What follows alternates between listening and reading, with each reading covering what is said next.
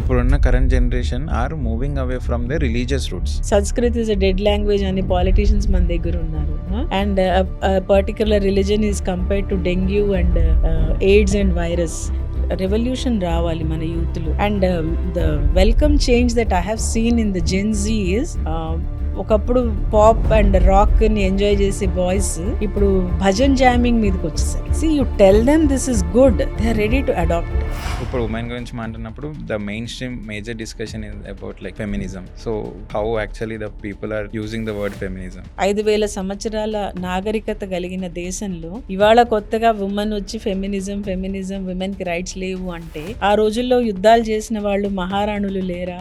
ఝాన్సీ లక్ష్మీబాయి దగ్గర నుంచి మనం అహిల్యాబాయి హోల్కర్ లాంటి మహారాణులు, రుద్రమదేవి లాంటి రాణులు, వీళ్ళందరూ మరి ఆ రోజుల్లో ఎంపవర్డ్ విమెన్ కాదా? సో ఫెమినిజం అన్నది ఇప్పుడు ఒక ఫ్యాషన్ అయిపోయింది.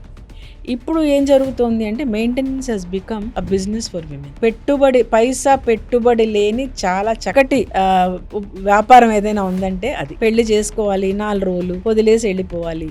Marriage is essential and మ్యారింగ్ at the right time is essential, because in our country family life is essential. మనం మన పిల్లలకి ఒక మంచి ఇల్లు కట్టిద్దాము, మనకి ఇన్ఫ్లేషన్ ఉంది, 2-3 కంటే పెంచలేమని మనం ఆలోచించి ఒకళ్ళని కానీ, ఆ సెకండ్ చైల్డ్ బదులుగా కారు కొంటున్నాం, ఇల్లు కొంటున్నాం, ఈఎంఐలు కడుతున్నాం. We are exchanging children with material things. ఆ చైల్డ్ రేపొద్దున మనం లేని సిచ్యువేషన్ లో how can you protect that property? ఏమవుతుంది, మీ ఫ్యామిలీ ఎండ్ అయిపోతుంది, నో డౌట్.